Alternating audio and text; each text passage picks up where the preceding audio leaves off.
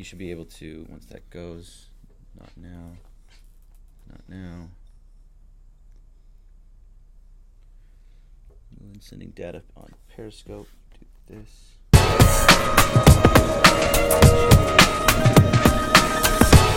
What's happening? This is the Blue Review. Okay, let's check out what people have to say. We're going to get into the pen. We're going to get into Julio Urias. We're going to get into Cody Bellinger. But I want to read what you guys have to say.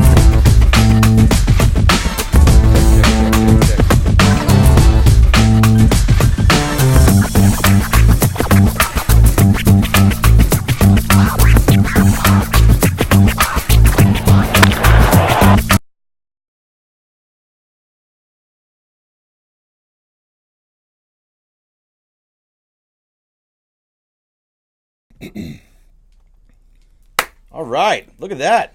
That wasn't so bad, was it? That was actually a good, clean outing from Kenley Jansen. Kenley Jansen hitting 95 with good cutting action. I am Greg Bergman. This is the Blue Review at Bergman Greg on Twitter and on Instagram. And sitting next to me is my friend and been for a very long time, Dave Pele. Thanks for having me. Thanks very much for coming up here, Dave. Really appreciate it. And you watched the whole game with me. I watched the whole game with you, but I'm a huge fan of the show. I love what you do. Thank you. And so Thank you. For you to bring me up today is absolutely great, so I appreciate it. I appreciate you being here, so then it's very nice of you. Thank you. But this show is all about the people. The way that I want to start, though, is I want to talk about Kenley Jansen. And before I get into all of your comments, I know you're live on Instagram. I know you're on live on Periscope on ESPN LA and on Facebook and on Twitch and all the other places that you are. But the place to start off is with a positive thought for Kenley Jansen. Now, you listen to the show now, yes, which was very cool of you.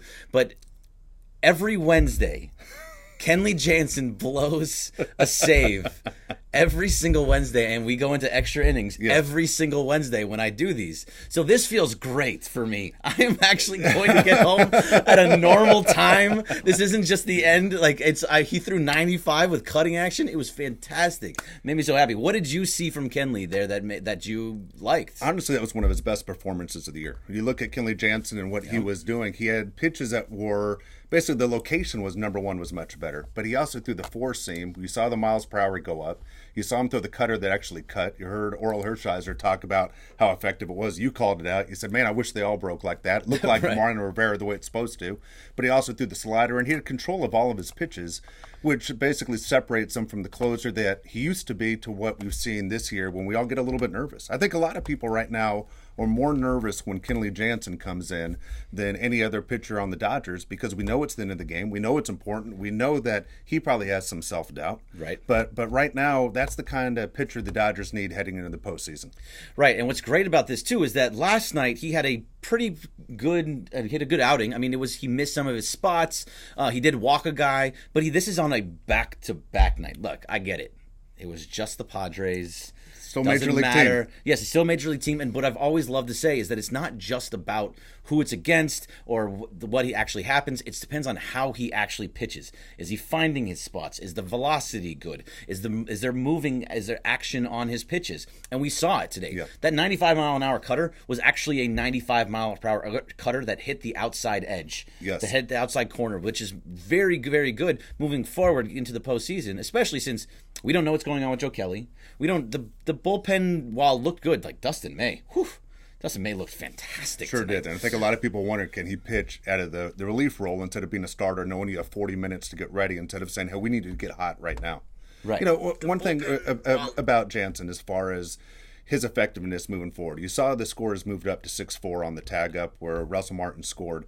And you go, as a Dodger fan, you say, all right, well, at least we have 2 runs to work with in case somebody gets on base. Right. Also, you realize against Jansen, when you see him against the Padres tonight, and you saw Margot go to attempt and bunt. The game, remember when the Dodgers lost earlier in the year where Hunter Renfroe hit the grand slam? Yes. What did the Padres do to get guys on base? They lay down bunts. He's one of the easiest guys in baseball, number one, to steal off of, 2, if he's easy to bunt off of. So you go, okay, if they're down by 1, down by 2, you get a guy on base, get a guy in scoring position because you can steal that guy over, Can you keep guys from getting on base if you're Kenley Jansen? Today you did it. You know, the fact you brought it through 95 miles an hour on that cutter is outstanding, because most pitchers to get your fastest speed are going to throw a 4-seam. Right. And then the 2-seam and the cutter are going to drop a couple miles per hour. The 95 is amazing. Yeah. So it was great seeing that. And there was multiple pitches. It wasn't just the 95. There was so much. There was every cutter that I saw for the most part. I think he left one over the plate. Yeah. But every other pitch was actually, you saw the cutting movement. They would re-show it over and over again. And you could see how much the movement was there. And if that's something that, if he can do that, that's a fantastic thing for them to go through. Absolutely. All right, this show is all about the people, so Yes. I do want to make sure that I get to them and say what they want to say. Over here on the ESPN LA Periscope says from Ja Cabrera 24, let's get to the postseason already. I mean, I think we're all ready for this just to be next Thursday. I am ready. With that, so Yes. there's two. We're going to see. It's either going to be the Milwaukee Brewers versus the Nationals, or it's going to be the Cardinals versus the Nationals, and you see one of those teams.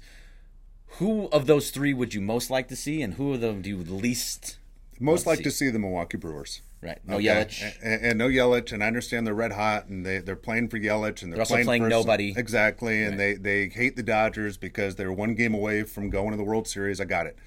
I don't want to see the three starters that the Nationals have. Right. And I don't want to see the Cardinals because of the history of the Cardinals. The Cardinals just have broken our hearts so many times, all the way that I can remember to Jack Clark to before that, and things that have happened with Michael Wacha that all of a sudden hasn't been the same player he was in 2013. But, man, the Cardinals always make me nervous, no matter the situation in a big game. I don't want to face the Cardinals or the Nationals if I had my preference. Right. With the Cardinals, I don't think the Dodgers have beat the Cardinals since like 2009, something like that. I get it. It's different players. It's not the Yes. same guys that were there before. Totally understand that. But as fans, that's what we remember. Right. We remember you just see the red of the Cardinals and you think, oh, God, what's going to happen now? And here's the thing with the Nationals. And I get that they have those three starters, Corbin and Scherzer and Strasburg, that are just extremely dangerous. I think those are the types of things that actually play into how the Dodgers want to hit. They all throw at high velocity, Yep. which the Dodgers hit very well, high velocity. Plus, these are guys that the Dodgers against starting pitchers is what they do best. If they like to get to the starting pitchers early and often, get them up 25, 30 pitches in that Yeah. first inning, get a couple runs across, whatever it may be. But I think they can get to any of those pitchers. They've gotten to Strasburg before. They've gotten to Corbin in the past. They've seen him plenty of times. Scherzer, I think they've even gotten to a little bit, but he just throws 127,000 pitches, so it doesn't matter. And that's it. But you're right. That's the big difference right there. All the other guys, they're obviously everyone's a strikeout pitcher on that team, right? Right. So that means the number of pitches are going to go way up. Scherzer's the guy that you can't sit there and go, well, he's up to 120 pitches. He's coming matter. out. It doesn't matter with him. Yeah. Strasburg, you can get him out, right? Corbin, you can get him out. But you're right. The Dodgers done a great job running pitch counts up. I don't know. It just makes me a little nervous because when you know those guys are red hot, just like when our guys are red hot, that they're shut down guys. Can you get to Strasburg and get to Corbin on those nights and move on? We all know the end of the prize is winning the World Series. Yep. We just got to get through the National League. Right, and I think that these teams that you're probably going to see, I think you can get through everybody in the National League. Even the Braves. I think the Braves are a really strong team. There's some back-end bullpen issues, Yes. which I think could be a problem, but I think this is a team that could actually get through all of these teams. I just feel so good about this team. Even with Kenley Jansen's struggles, even with some of the struggles of the other guys in the bullpen, I still think this is the year for them. BI14 Goat says the curse is over. I hope so. I'm Dodgers fan 34 says 300 saves. That is 300 saves for Kenley Jansen. So congratulations to you. It's hard for me to read that from Jermaine Armenta on Facebook. If you want to read that out, please. My eyes aren't good enough. Oh, your eyes are good enough. All right, then I can try and do it. It's just there's stuff blocking it. But what's up, Greg? The boys in blue are killing it. Kenley Jansen brought his stuff. I hope to see more of it in the postseason. I don't know why Robert still uses Yimi Garcia. We can get into Yimi in just a second. I cringe every time he comes in. Seager needs to be rested for October after being taken out early. I hope my boy Joe Kelly is healthy for the Fall Classic. All right, so that was a lot of stuff all in one little thing there. Sure was. But Yimi Garcia, let's start one by one, right? So Yeah. we got into Kenley Jansen a little bit, but Yimi Garcia.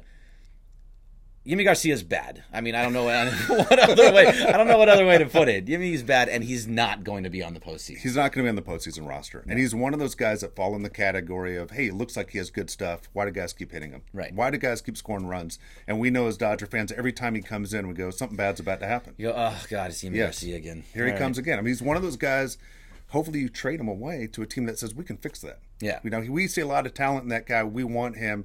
You trade him away, you get something else, because I think Dodger fans are tired of it. I think Dave Roberts is tired of it. Yeah, I mean, this is one of those things, like we were talking about it while we were watching the game, and it's so hard to judge this team right now when you're playing the San Diego Padres, which, I mean, bottom feeder team. Then you're changing. You're not, the pitching rotation is all off. Like they're giving, you get an inning and you get an inning, and we're just trying to see what you can do in all of these different innings. So it's like Dustin May was pitching in the 8th inning. He's probably not going to be in that position in the postseason game. So he pitched great. He hit 99. He did fantastic. I was very happy with what I saw from him. The big difference is with May, since he's been going as a reliever, he hasn't been effective hitting his spots. Right. That's why I kind of brought up about the 40 minutes to get ready as a starter. You're kind of in your own groove. It makes me nervous. But when he pitches like that, you go, why isn't that guy a postseason player automatically? Right. And we can go through the postseason roster in just a second, but like because that's what everybody wants to see anyway. He brought up Seager also. Yes. About resting Seager. The one thing about Seager I've noticed this year, you tell me what you see. Every time Seager seems like he's the Seager of old, or the Seager the best we've ever seen, an injury happens, right? It's happened a couple times this year. Go, man, he's red hot. He's ready to go right now. And all of a sudden, an injury happens, and you get a little frustrated. He's so hot right now that you're hoping to ride that through the postseason. Now that you find out he had a little bit of a tinge in the hamstring, does he sit out the rest of the regular season and then try and go for the postseason and not play basically for a week? And you're going, well, shoot, that's a long way to go without seeing live pitching. This is where I was hoping Seager's going to carry the Dodgers. Now it makes me nervous that he might have to sit out the rest of the games this week. I'm not sure. I think what they said was that he felt a twinge in his hamstring, right? So that it wasn't even a twinge. They said that he felt tightness in his hamstring. So if that's all it is, if it's just tightness in his hamstring, and they said, okay, you're coming out. I don't care. This is a meaningless game at the end of September. We're already pretty much stuck where we're going to be. Just for precautionary reasons, let's take him out. I hope that's it. I think that's what it is. Hopefully we see him tomorrow. I hope so, too. You know what I worry about hamstrings in big situations? Well, first thing you think of being an LA sports fan is Magic Johnson. Magic Johnson and Byron Scott, when they both knocked out their hamstrings at the same time in '89. And so, sorry. I'm just saying, the hamstrings scare me. Because if it goes, then he's done. Which is why you take him out of the game. I think that's the most important thing, is why you take him out right there. And you're fine with it. You hope that's how it all works out there. Here on Instagram, I got probably Sean, and maybe Sean. Maybe not Sean, but probably Sean, says Matt Beatty is not doing good at all. What is up with him? All right, this is a great question. So Dave Palais, if anybody doesn't know, is actually a baseball coach as well. He is a manager of a team down in San Diego, and he drove all the way up here to L.A. to just do this, which was awesome. But so Matt Beatty is not doing well. We were talking about it during the game. He is swinging at bad pitches. As a coach, what are you seeing from Beatty? Beatty, to me, seems like a young guy that's thinking about what's his role being a postseason player. And the reason I say that is Dave Roberts has made it perfectly clear. He was setting up the last 2 weeks to see how guys would react coming off the bench and saying, look, are you a guy to fit the postseason roster? He did it today you see it for Edwin Rios. Can you be a guy that can do it? You've seen him do it for Jed Jerko the last couple of weeks. Can you be that guy? We know David Freese is that guy. Yes. Can Beatty be that guy? Because there aren't a lot of lefty pinch hitters for you to go to on this Dodger team come postseason time. You got to think no one is raised as a pinch hitter, right? So when you get an opportunity, unless you're Brett Butler, and you go, okay, well, can you be that guy to do it? Well, you get a chance to get more at bats. As you said, the Padres are a bottom of the barrel team. Yeah. They aren't throwing basically all stars at him. He should have success against those guys. His at bats did look terrible tonight. Those are one of those things where you really are concerned. Going, is this a guy that will come through? We've seen him though as Dodgers fans the whole year. He's come through huge in late inning games at important times. He's a guy, to me, is a guy that you keep around and say, let's see his at-bats the rest of the week. And he's a guy, I imagine Dave Roberts and those guys are expecting to be on the postseason roster. Right. I think he's on the postseason roster, too, as of now. But, yes, you play him throughout. You play him tomorrow in the afternoon against San Diego, and then you play him all throughout San Francisco and just see if he can start getting hits and putting them together. Exactly. So just real fast before I go any further, I got this Bleed Los hat that I'm wearing right here, and this Bleed Los shirt. This is my Eat, Sleep, Hit, Bombs, Repeat shirt, and this is a Los Angeles Sangra Azul hat that you can get from Bleed Los. Now is the time. We talked about it last week. We'll talk about it again this week. Now is the time to go to Bleed Los and get these shirts, get these hats, because playoffs are next Thursday. You need to be walking around LA, repping your blue, wrecking the Sangra Azul, or Sangra Azul, or I could say even Bleed Blue. There's both versions. Go get this stuff. It's important right now. Wear blue around town. Playoffs next week. Let's go. All right, so let's do a little bit of fun because I know is what everyone always wants to talk about. It's very much about the postseason roster and what we're gonna see. Yep. Now you actually did. He did research. I'm not that guy. I do research, but I don't like. He brought me papers and things like. I don't usually do that. I don't write stuff down because it messes with my brain. I got and you. I'm like, oh, wait, you like to do it by sight, not by numbers. It's all exactly. So you have your postseason roster. Let's start with the offense. Let's start with the batting order. What are we actually going to see from hitters? It's funny. The batting order is interesting, right. Because I think back in the day when I was a baseball fan growing up, it was easy to figure out no matter what. Davey Lopes is batting first. You know what I mean? Steve Garvey's going to bat third. Ronce is going to bat fourth. You figure those things out. Now it changes all the time because it's put together by the computer. Right. The computer will tell you exactly who you bat, what situation, where. And even when you see a guy like Muncy and Bellinger batting back-to-back, back in the day, you don't put two lefties back-to-back. It makes it easy to bring in a lefty reliever to come in and knock out both those guys at one time, and you break it up. Now, all of a sudden, Justin Turner's not going to be between those guys. They will bat those guys back-to-back. So it's kind of tough. For me, though, I'll give you who I have as my starting on the guys. Roster? Against 13 guys on the roster. Let's assume they're facing Scherzer, okay? I got Will Smith's going to be my catcher. Yep. Okay, Russell Martin, fine, great vet to have on the team, but Russell Martin's future in baseball is not very much longer, right? No, this may be it. This probably should be it, right? Max Muncy's my first baseman. I got Lux at second base. I have Turner at third base. Seager, healthy, will be the shortstop, of course, and the outfield will be Pollock in left, Bellinger in center, and Jock Peterson in right. Yeah. And those are my guys. And off the bench, you got Martin, you got Freese, you have Beatty, Kiki, and Chris Taylor are my guys. And that switches around. Of course, when you get the lefty in there, you're going to see probably Chris Taylor starting or Kiki or whatever direction they decide to go. I think where it starts getting a little bit interesting is that if I agree with all those, by the way. Okay. Gavin Lux is on the team, Matt Beatty's on the team. All these guys are definitely they're making the team. However, the only guy that could possibly be left off of that if he is bad down the stretch, which we're talking about, is Matt Beatty. Matt Beatty could play himself off of the roster. Could you see Rios playing his way onto the roster? I don't see Rios, and personally, the guy that I see is actually Austin Barnes. Wow. And it's not because of the Dodgers like to sometimes carry three catchers. If I remember correctly, and you can all correct me if I'm wrong, and you probably will, but Rocky Gale was on the NLDS roster last year as a third catcher. So they like to have that third catcher, and if Matt Beatty is not playing well, Austin Barnes will get that time, will get that spot. I don't think it's Jed Jerko. I don't think it's Edwin Rios. He's too young, and I don't think it's Christopher Negron. Yeah, I don't think so either. Right. So Austin Barnes, I think, has a chance of making this roster still just as a third catcher in case Will Smith is not hitting very well. He has like a 200 OPS over the last month. That's OPS. That's on base plus slugging.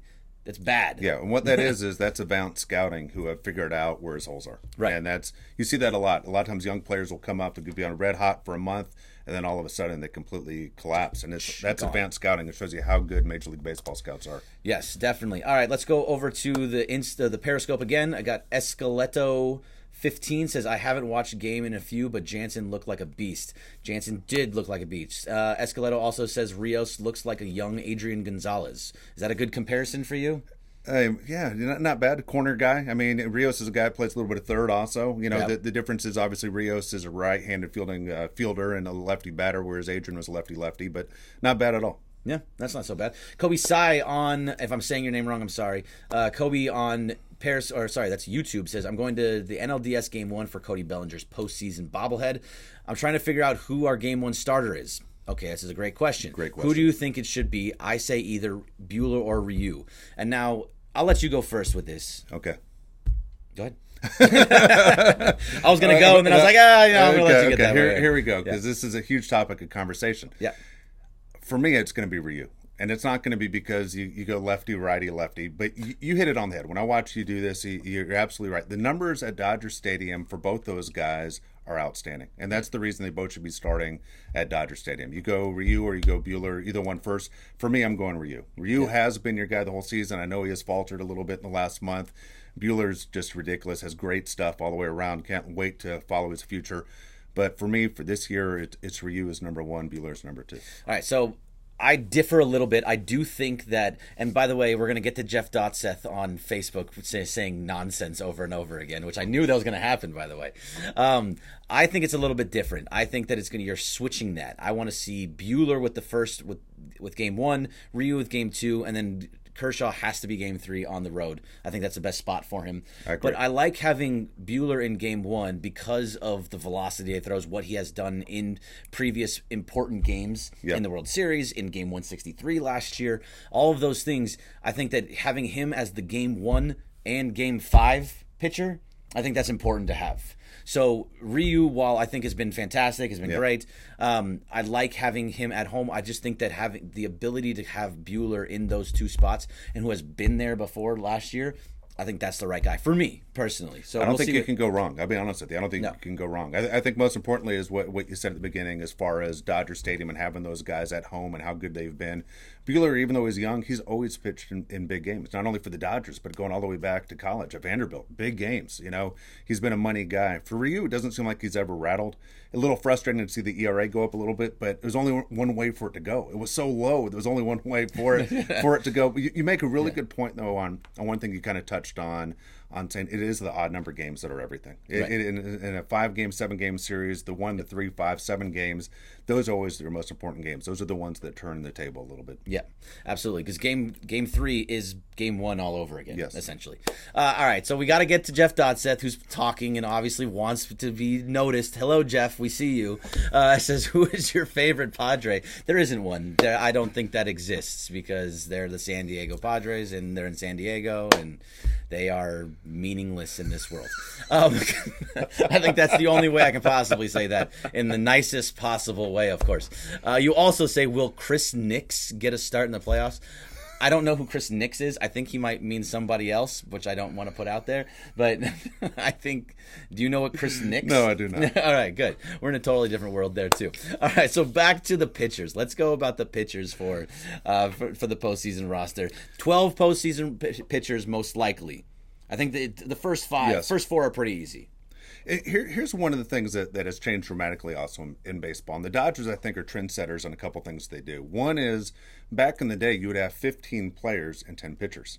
Now you see more and more pitchers. So we have it set up where the Dodgers will have 12 pitchers, correct? Right. Okay. And the reason is because the Dodgers have gotten players who play not just infield but also play outfield. They can move guys in and out. Chris Taylor can do both. Kiki Hernandez can do both. You see guys, even Beatty can do both. Guys that can play infield and can play outfield, which basically helps you deepen that pitching staff, which is always important to give different looks, make sure your arms are rested. But for me, we had the 3 starters. We had Ryu, we had Buehler, we had Kershaw. And if they had 4, they did something interesting yesterday. You called it. You said this is the direction you thought they were going to go. What you saw in yesterday's game where Rich Hill started was out after a couple innings, and then they did it by committee. Right. So you're given a different look all the way through. Traditionally in Major League Baseball now, the computer will tell you 3rd time around you're going to get hit. Hill was always different, though. Hill was actually better on his 3rd time. Except, again, all of us are going, why did you take him out against the Red Sox? But you're going to make me upset again, Dave. I don't like it. I was there last night. I sat 5th row at great seats, and I went just to go see Hill. I wanted to see what he looked like. He was outstanding. He's a competitor. He's old. He knows also this is probably his last time around. Right. So for Hill, I thought his curveball was just ridiculous. It's better than you've ever seen. At the beginning of the game, his control wasn't fantastic. He struck out 5 out of 6. But Hill, don't forget, before Hill was injured in the spring, Hill was the 2nd best starting pitcher the Dodgers had. I mean, he was going to be an all-star just like the other guys. And I would love to see Hill be that Game 4 starter or come in the game early. But I'd love to see the Dodgers use him a lot in the postseason because I think he's back to where he needs to be. Yeah, and Rich Hill, by the way, has been the best postseason pitcher for the Dodgers the last 2 years. Yeah. And I don't even think that's debatable in any sense. So to have him, if he is healthy and ready to go, he's going to pitch again on Sunday, I believe. So just so everyone's aware, starting tomorrow, it's going to be Kershaw, then Buehler, then Ryu, and then Hill on Sunday. And we probably will see Gonsolin doing multiple as it seems to be getting better every time. Right. So if Rich Hill is healthy, it's going to be those 4 guys. Yeah. Ryu, Buehler, Kershaw, and Hill. Now, who do you have as relief pitchers? Okay. Now the relief pitchers kind of changed a little bit today with some news that you kind of started the show with a little bit. But but Baez is going to be in there. Gonsolin's going to be in there. The Urias will be in there. Kolarek, I think, surprises a lot of people, but he's your lefty. You need a lefty in there besides Urias and Hill, whose ERA is now to 0.79. Right. Kenta Maeda has been outstanding. Jansen, again, with his 30-second save tonight was great. Yep. Now, the two guys I think are kind of question marks right now that we have down is Joe Kelly. We don't know how seriously this injury is going to be. And again, he's one of those guys that has great stuff. A reason why the Dodgers signed him was disappointing at the beginning of the year. And you kind of one of those where you can't figure out why if you're a fan, because he just looks like he has insane stuff. Kind of remind you a little bit of Brandon Morrow a couple years ago, and just wasn't the player he was with the Red Sox. But the big question is, who fills the next spot? Is it going to be Casey Sadler, or is it going to be Ross Stripling? Who's going to be the next guy that jumps in the bullpen, or is it going to be Dustin May? Did he do enough to step up to be that guy? For you follow this team as much as anybody. Right. Who's your guy? I think Ross Stripling is on the postseason roster. I think he has kind of proved himself throughout it since he's come back from his injury. I know he gave up a couple runs tonight, but he did look good. Otherwise, I think he had 6 or 7 strikeouts in his 3 innings. So he was pitching very, very well. Got hit a little bit in that second inning, I believe it was, but still, I think he has shown enough that he's made the postseason roster as a long reliever, as a guy that's going to be in there for 2-3 innings at a time, as maybe a backup, as Rich Hill goes 2 or 3, and then he goes 2 or 3, or Gonsolin goes 2 or 3, and then he goes, that kind of thing. I think he's in there. I don't think Casey Sadler makes the postseason roster. I think he's a guy that is not being used very often. No. He did get used tonight, and he should have gotten out of the inning with a double play, but there was an error by Gavin Lux. But he did still end up getting out of the bases-loaded jam. I don't think he makes it onto the postseason roster. I think that it's going to be Ross Stripling that is instead of Sadler. If Joe Kelly is not on there, I wonder if Dustin May made enough impact in his game tonight, throwing 99 miles an hour, which you can't teach speed. No. That is not something that and it beat up on the Dodgers last year. They could not catch up to it, and a lot of these guys can't do it either. I think Dustin May, if he can continue to pitch like he did tonight, can take over that spot. If it's not Dustin May, you're not going to like it. I think Caleb Ferguson, because he's a lefty, gets onto the roster. And it's rare that the Dodgers only have a few lefties. So you're right, in the relief spot. Caleb Ferguson's a guy that you were saying, where's the stuff from last year? We kept looking at Caleb Ferguson. Today. Today he looked like the Caleb Ferguson we expected to see all year. Right. But I think a lot of people going, man, that ERA was over 5. What happened, Caleb? How come you weren't the same guy? And Rick Honeycutt's usually great at finding the mistakes of going why something is off. Real quick about Dustin May, because I think a lot of people believe he's going to be one of those guys you see in the rotation for 10 years for the Dodgers. Remember, at 6'5", and as hard as he throws, he's only going to get a bigger body. I mean, he's going to hit over 100 eventually in his career. But he's at 6'5", he's standing on that mound. That guy's 7'5". I mean, he's throwing rockets at you. And he's a big dude, and he's a distraction. And I know we say you got to hit your spots, but there's also something about him that when the guy doesn't have complete control, it doesn't make the batter exactly feel comfortable in the box either. Right. I just don't want to get hit. I mean, not like Little League don't want to get hit, but you would see so many guys worried about their hands and their wrists. Right. And you come inside a couple times with Dustin May, you take control of the outside corner, and all of a sudden he's even that much more effective. But he's going to be really, really good. The one part I'd like to see him on the roster just as a fan is you give him some of that postseason experience now, because you're going to need him, in the years to come. Yep. So putting him on the postseason, I think I would be okay with it. It's going to be interesting with who goes where. I got probably Sean on Instagram saying, speaking of Lux, will he make a spot? Yes, I do think that I think he's basically in as your second baseman no matter what at this point. Even if he kind of struggles down the stretch. Now, we were talking a little bit before. You're seeing something from Lux right now that where he's struggling a little bit. He's having a hard time with the high pitches, meaning he shouldn't be swinging at pitches over his hands. And we see it all the time in the Major League Baseball level, that he's swinging at pitches closer to his eyes instead of below his hands by his waist, hitting his own level. And so it's one thing to be a bad ball hitter. That's not the Dodger way. The Dodgers are known for swinging at strikes, and he's getting caught at the high pitch. And he's swinging. He's a little bit too aggressive. But guess what? Advanced scouts see that. And that's one thing you see in postseason play over and over again compared to regular season is guys will try and raise the strike zone more and more and raise the ball up more eye level, and guys fall for it. Maybe it's a pressure situation, but we saw it years ago when Andrew Miller was doing it with the Indians. We saw it last year with the Red Sox for throwing high strikes. We saw Bellinger, unfortunately, in 2017 get killed by the Astros on that strike that was about at chest level inside, and you can't catch up to it. Right. You just aren't going to do it. Gavin Lux at 21 years old needs to get control of that strike zone before the postseason starts. Yeah, I hope so. And here's a good one, too, for you.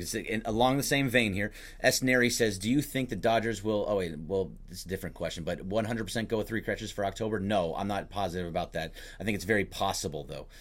S. Neri also says, do you think Cody Bellinger will get hot in time for October? So Cody did have 2 hits tonight. Yep. But he had only, going into tonight, he only had 1 of his last 25, I believe, which was a grand slam.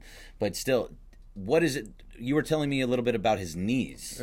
His leg. If you look at most hitters when they drive the ball, they have a stiff front leg. Right. And if you look at Bellinger when he's been struggling, he's opening it up too soon. So when he opens up too soon, it means the head comes out, means it's hard to keep track of the ball. And at the same time, the leg's not stiff. He's not driving the ball like he has been traditionally at the beginning of the year, middle of the year, basically the whole year except September.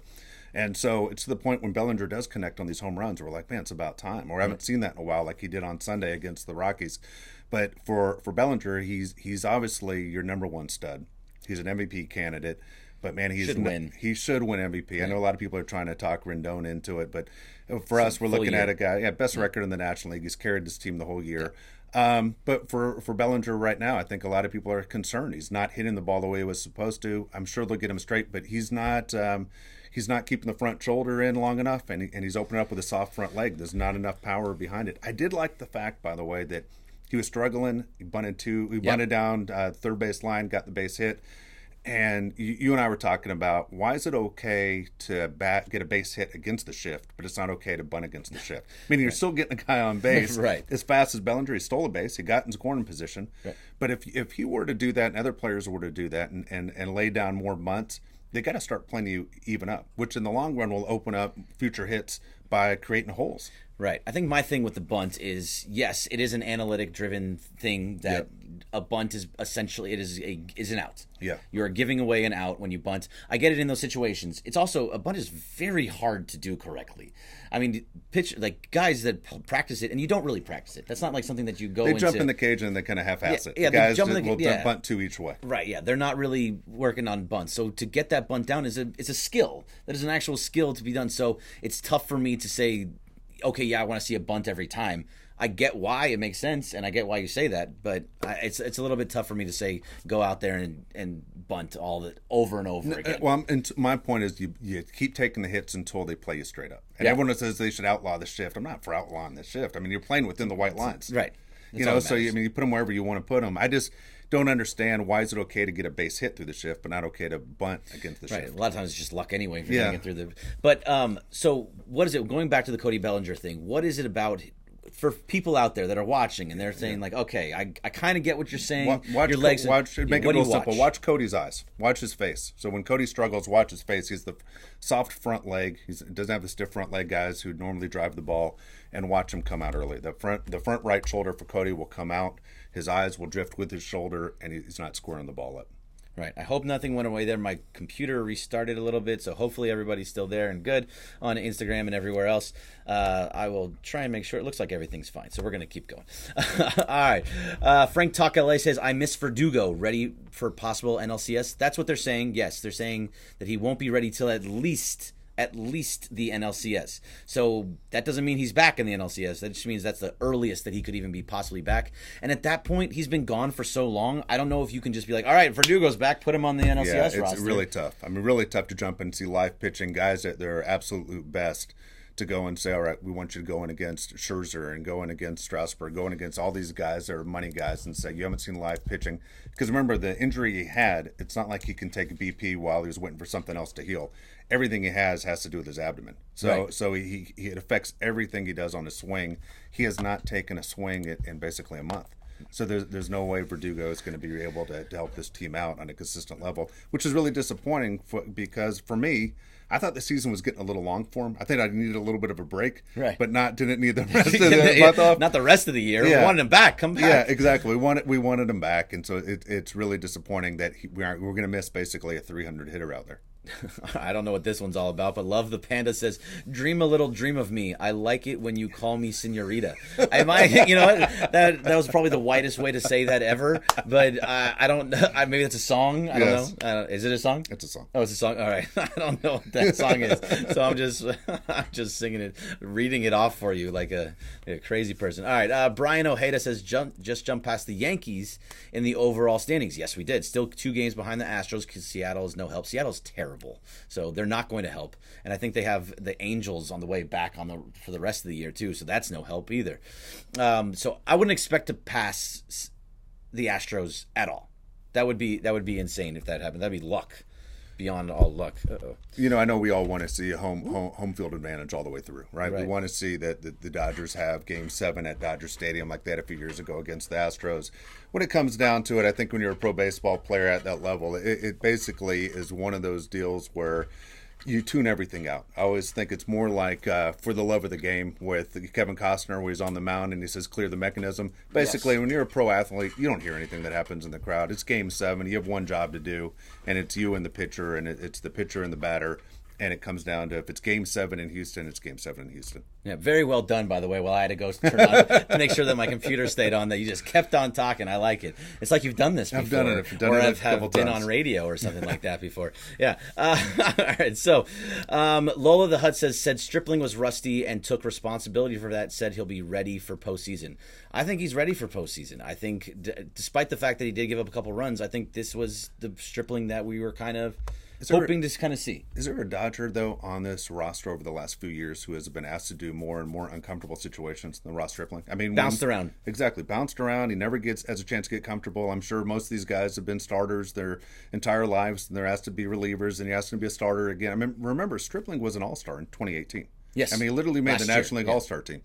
And you're going, here's a guy that's asked to jump around inning to inning, doesn't know what his job is, basically going into spring training or what it's going to be. I'm sure if you asked Ross Stripling, he'd prefer to be in the 5-man rotation on a regular basis. Right. All right, so here's a good one. Joey Does It 1 says, how does starting rotation change if we don't have home field? And I don't know if you agree, but it's all about, Buehler and Ryu are at home. Yeah. And I think no matter what, so... You can't do that though if you're in the World Series and you start off in Houston. Yeah. Right? So what is your rotation if it's in Houston? Okay, that's a great question right there. Okay, so you never know how it's going to work out, how many games it's going to take you to get to the World Series. Right. Okay, so let's say you're running through and you control what you can control. So you control the first series, you're probably going to get what you want in the second series too. Right. By the time the World Series starts, we aren't exactly sure what it's going to be. One series might go 7 games, one series, one team might sweep. You never know how it plans out. So rest-wise, it might not equal out for what you wanted anyway, you know? Right. But if you're stuck in a situation, it's a dream come true scenario like they're saying right there. Sure. Clayton Kershaw is my guy Game 1. Yeah. All of a sudden, he's the guy on the road to get you that Game 1 win, because the numbers will show you at least I can get one of those guys, either Ryu or Buehler, at Dodger Stadium, where, again, their numbers are insane. Totally agree with you. And no matter what, so this is what I've always been saying, is that whoever Game 1 on the road, whether that's Game 1 or Game 3, is Clayton Kershaw. I'm with you 100%. I just think that of everybody, trusting him on the road is the right way to be.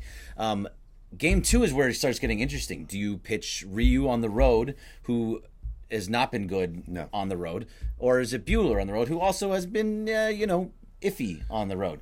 Let me throw this one at you. Maybe that's the game where you go with that 4-man rotation. See, that's odd. I mean, and save.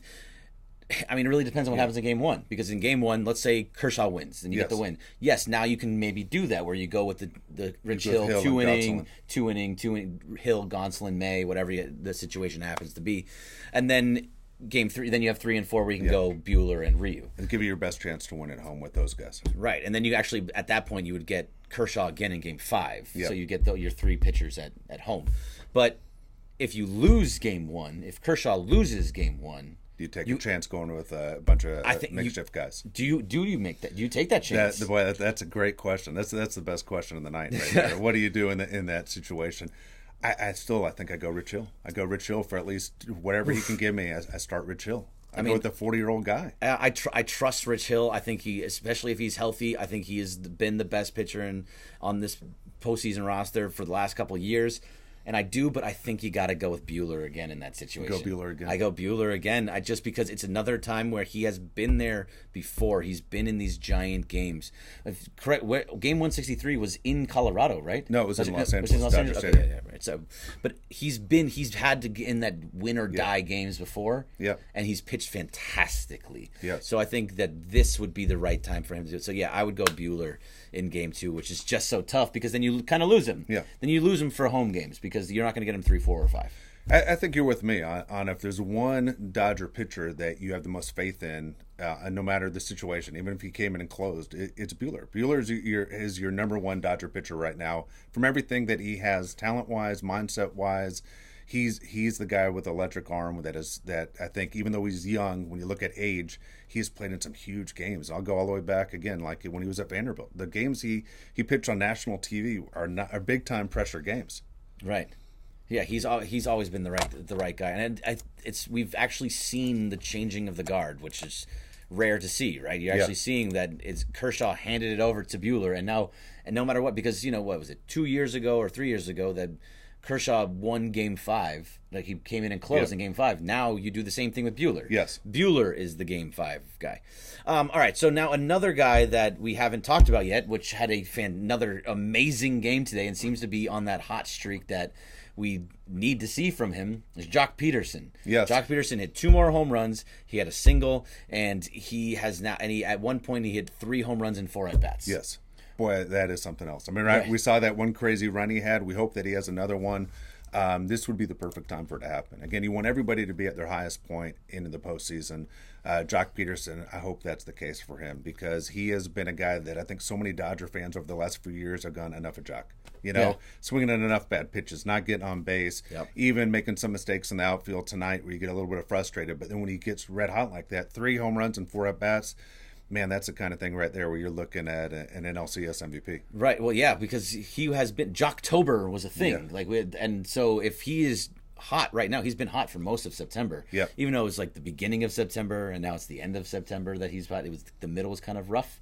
But I think that if he's going in and looking like he is right now, Jock Pop, Jocktober, whatever the hell you want to call it, those are all huge things to have for this team. And there's so much. So what is it about this team that we were talking about it before? And you said you wanted me to save it for the air. What is it about this team that there's like they hit high fastballs? Like what is all?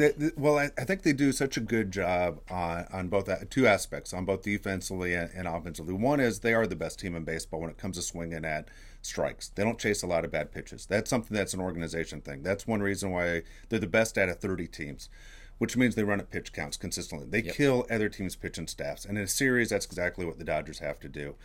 Pitching-wise, we talked about the magic number of getting out of an inning is 13 pitches or less is what you want. You want to set your pitchers up. Nobody does the complete game deal, but everybody wants to rest that bullpen as much as they can, so they need to get the most out of their starters. I think right now the guys are on pace. There are too many guys who are getting on base, which is a little frustrating. Some of the sloppiness and the errors bother you a little bit. Joc Pederson, Gavin Lux, and the one that Lux dropped, I understand you're playing catch. It was a horrible feed by Kiki, right? And that's one where if it's Seager, the feed's probably going to be a little bit different. I understand. But the Dodgers play Dodger baseball right now, I think, as good as they have in the last 3 years. I think you can look at 2017 where you go, okay, this part makes me a little bit nervous where it felt like they couldn't close out wins. And then you look at the team last year, 2018, where you go, on paper, there's no way this team should lose a World Series. I mean, they had basically 2 teams. They had a lefty team, they had a righty team, you had Manny Machado. There's no way they're going to lose. And guess what? They went cold. Manny fell apart. They went cold in the World Series, and you're going, man, why did it take even 7 games to get by the Brewers? And you go, and something's just missing on this team. This feels like the complete package. And maybe it's Dodger fans. Maybe it's the pressure in the organization. If you have to win, getting the World Series isn't enough. This team has to win the World Series this year. Yeah, if anybody says this is not the best of the 3 teams, then they haven't been watching baseball for the last couple of years.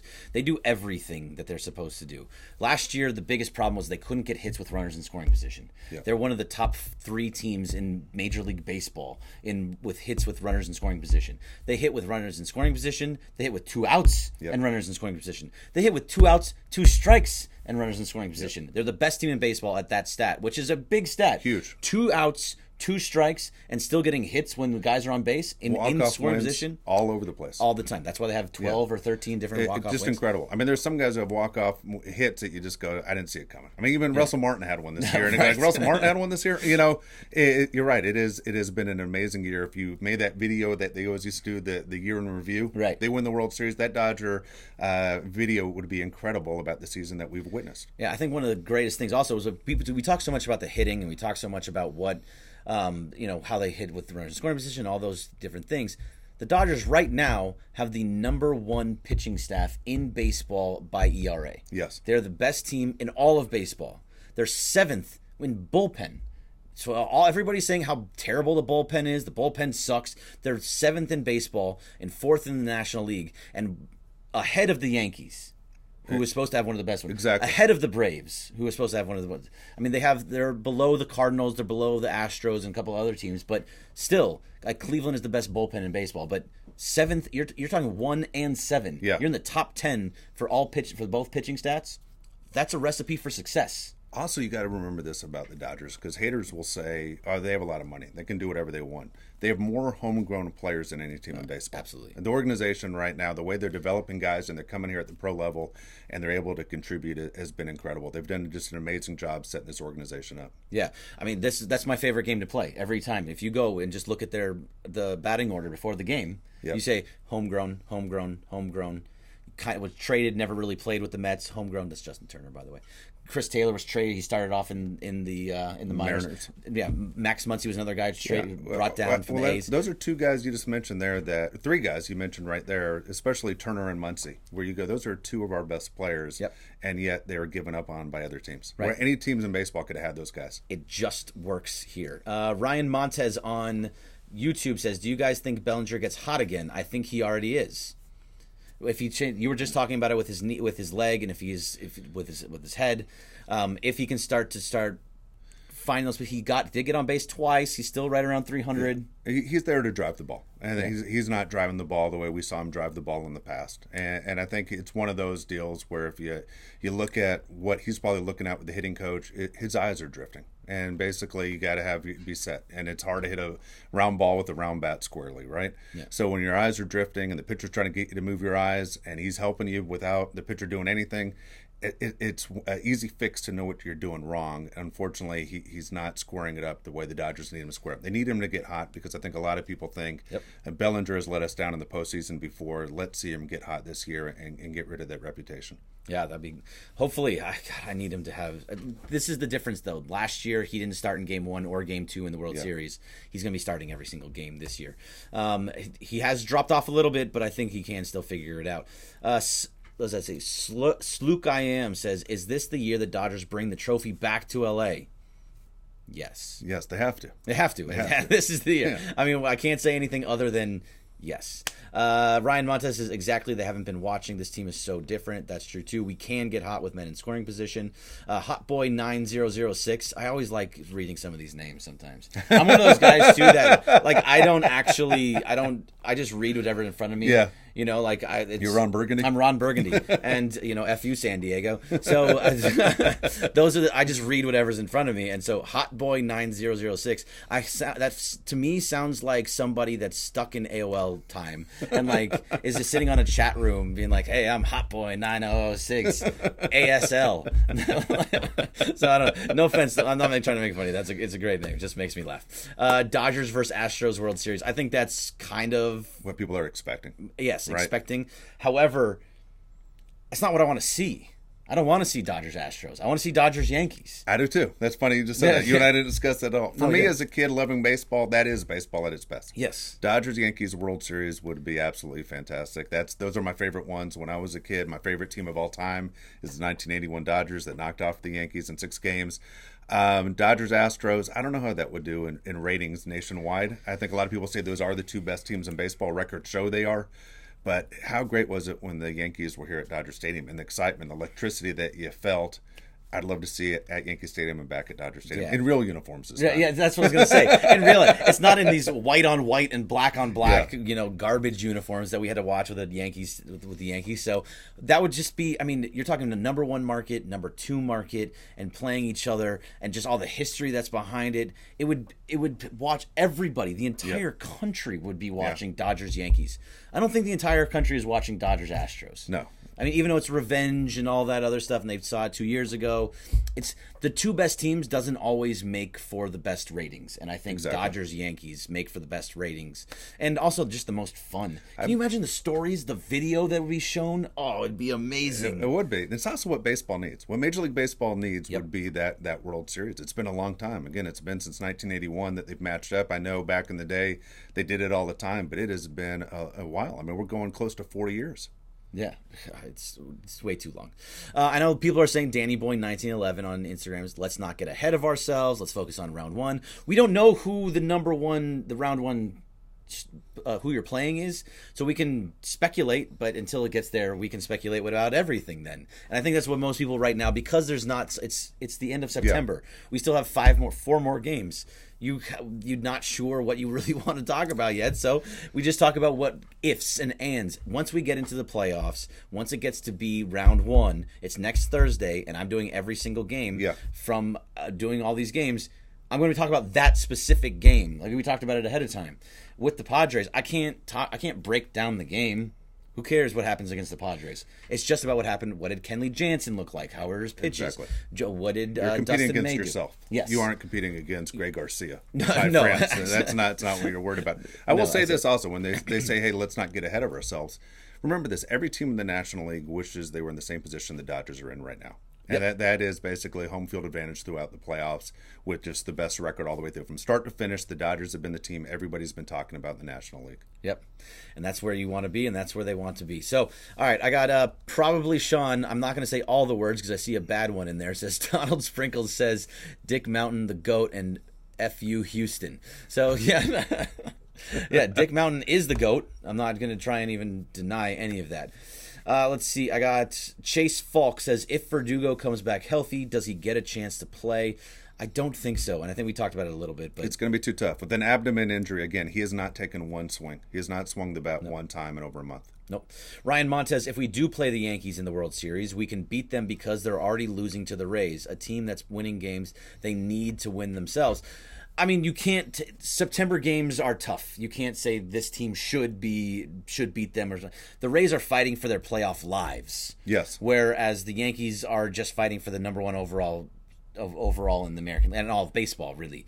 So it's important, but they also have so many different injuries. They lost Betances. They lost Herman. Yep. They lost a whole bunch of different guys. So it's a little bit different. The Rays are fighting for their lives.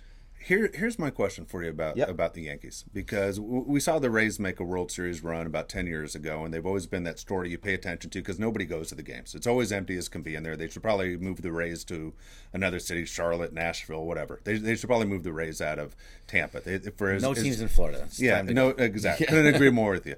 But when you look at what the Yankees have, it's interesting that Giancarlo Stanton comes back and they don't win games. All of a sudden, you look at the guys that they have won with, and it's been an amazing story to the point where Brian Cashman and Aaron Boone probably end up winning general manager and manager of the year with all the guys that they've had out there. And don't forget about DJ LeMahieu, who's an MVP candidate. And remember, everyone in the National League West outside of the Diamondbacks needed a second baseman, and everybody passed on DJ. So I was against DJ. I didn't want DJ because you look at his away stats from away from Coors Field, and he was terrible. Just absolutely terrible. Couldn't agree more. And he's an MVP candidate. And an MVP candidate. And so you look at what the Yankees have had with a bunch of guys that were filling guys doing more than what was expected. Now that the stars are coming back, the big money makers, and you say, well, wait a second, how come chemistry is all messed up? Did that mess up the chemistry of the team of guys now having to take a back seat? Yeah, I think it actually did. I think they'll be fine, and they'll make it probably to the ALCS and lose to the Astros. But you don't want to go 5-5 in your last 10 games. That's what the Yankees are doing right now. No, you want to go 5-5 in the beginning of September. You don't want to go 5-5 at the end of September. Exactly. And I think that you see it so often. Look at the Mariners. They got rid of Randy Johnson. Their win total went up. Yep. They got rid of Alex Rodriguez. Their win total went up. This was always obviously back in the early 90s or the mid 90s. But still, like, it happens so often, especially in baseball. You get rid of that big money making guy, and all of a sudden you're better because everybody else. Look, Bryce Harper. Yep. Leaves the Nationals. The Nationals are a scary, scary team. Yeah, and they win right in front of Bryce Harper. I mean, they did it literally with Bryce Harper's in the other which dugout. Is so good. By the way, I'm so happy to see Bryce Harper not make the postseason. I know that's a terrible thing to say, and we shouldn't root against player, blah, blah, blah, whatever. It doesn't matter. I am happy to not see Bryce Harper in the postseason. I'm happy to see the Phillies not in there because I wanted JT Realmuto. Happy we don't have him. I mean, I like Will Smith, but you went after they got John Segura. They went after pitching staff. They made all these big moves, and it didn't matter. They still didn't make the playoffs. And you see that so often in baseball too. It's not about just the big money guys. You saw the Red Sox. They would go after all these big money guys, and they would be terrible. Adrian Gonzalez and Adrian Beltre and whatever. Carl Crawford, terrible. Josh Beckett. They get away from everybody, and all of a sudden they're winning World Series. Exactly. That's why I love this Dodger team so much, because they're not trading for these big money guys all the time. They're building from within. Corey Seager, Cody Bellinger, everybody is Kershaw, Buehler. Everybody is from the minor leagues. This is a home-built team that just wins. I think there's something to be said about the us against the world mentality when there aren't a ton of huge money makers. What I mean by that is, nobody feels more pressure than the guys who are making a ton of money when the teams aren't winning. You know, whether it's Machado, who now with the Padres, whether it's Bryce Harper, who I understand did great when he had guys in scoring position as a hitter, still couldn't carry his team to the postseason. But for the Dodgers, it's a good clubhouse. It's a good clubhouse that understands there's a different end goal. And at the same time, they're outside of Clayton Kershaw, you don't see the guys making the $35 million a year. No. And Clayton's there about winning. Clayton's not the guy that's telling you about the new Bentley he got. I mean, Clayton's not that personality. No. He's not the guy you have to worry about what's going on off the field, because he's focused what's going on inside that clubhouse, what's going on that diamond. And I think Dave Roberts and Bob Guerin are the perfect guys to keep that team level-headed as well. Totally agree with you. And the guy that they got rid of was Manny Machado, who was that guy. Yeah. Hey, look at my Bentley. Hey, I'm worried about what's going on in the playoffs. Puig kind of falls into. Puig absolutely falls into it, and that's why he left real early. And Justin Turner said before the season, he goes, there were certain guys on this team that just didn't get it, weren't totally involved, weren't totally on board with what was happening, and he's gone now because of it. So that's another. All those guys totally agree. Definitely somebody that is. So before we go, I just want to get in a couple more things real fast. Bleed Los. This hat right here, this Los Angeles Sangra Azul, and this Eat, Sleep, Hit, Bombs, Repeat with a Cody Bellinger. These are all from Bleed Los. I got shirts that say Belly Bomb. I got a Walker F.M. Buehler shirt. I got all these different shirts, these different hats, all from Bleed Los. Now is the time. Go there. At Bleed Los on Instagram, at Bleed Los on Twitter. This is where you're going to get your Dodger gear, and they got great stuff. It's soft, it's comfortable. I wear it around the house. I wear it if you're anywhere near where I live, and I'm not going to say where I live this time, even though I have in the past. If you're anywhere near those places, you'll see me walking around wearing this stuff because I just wear it on a regular basis. It doesn't matter. I don't just wear it just for this show. I wear it because I like it and it's comfortable, and I'm repping the Dodgers, repping the blue, because now is the time to be doing that. He's going Winnie the Pooh style, not even wearing pants. Hey, they don't need to know that. We're below here, all right? All right, so let's see. Big Leansta 37313. The run begins Thursday. Oh, I can't wait. I can't wait for the postseason. Maxim Bay says, why do you guys think Roberts is putting Yimmy into games when he won't be on the postseason roster? I'll let you handle that one. You know what? I think that was honestly one of those. It wasn't one last shot to see if he could do it. I think it's about eating innings and making sure guys are 100% healthy. If you look at the Dodgers stats and you go games played, even outside of Bellinger, look at the games played and look how many times they've given guys days off. They want to make sure guys are fresh for the postseason. Yep. Turner got one today just for that very reason. Exactly right. And you've seen it the whole year. I mean, there's not another team in baseball that's done what the Dodgers have done, where guys are healthy and they're giving them days off, or they're telling guys to show up to the ballpark a little bit late. If you ever hang around a major league team, you'll see most players will show up for a 7 o'clock game at 2 o'clock in the afternoon. and then they get out of there around 11:30, 12 o'clock at night, and then they got to come back and do it again the next day. And you go, "Oh, big deal, it's just baseball." It takes a lot out of your body doing that. Don't think about the 162. Think about the 6 weeks of spring training. Think about the other month of postseason and all the stress that comes with that. They have done a great job figuring out what they're going to do to rest their bodies, rest their minds, and make sure that when the postseason starts in October, they're 100% ready to go. Yeah. All right. So we only have a few minutes left here, and that was an extremely fast hour. It was fun. I looked over and I was like, oh my God, we're already at 50 minutes. All right. Well, all right. So I think the most important thing that we talked about at the beginning of the show that I think we should finish off the show with as well, and I know we're going to kind of repeat ourselves a little bit if you weren't here at the beginning, which I don't expect you to be at the beginning all the way to the end, but you should because it's really good, is Kenley Jansen. Kenley Jansen had maybe his best outing of the year. I agree with that. Tonight? As far as what he does, what we've seen in the past, it might have been the best outing I can remember him doing in years. And I say that because he threw more than just 2 pitches. He used to be only threw that one cutter. Right. Today it looked like he was throwing the four seam, he was throwing the cutter, he was throwing the slider. Yep. He had control, and that's the difference usually what you see between a starter and a reliever. Or a starter will have 3 pitches at least, a reliever will have 2. Jansen's always had 1. Today he threw 3 effectively. He was close in where he wanted to throw it. A lot of times you could see where the catcher's setting up and going, oh man, he's missing by 6 inches to a foot. Kendall looked great, and the most important part I thought about his appearance tonight, it was back-to-back nights. Yep. And totally. The fact it was back-to-back nights was big. Yep. I got a minute and a half left, but yes, back-to-back nights.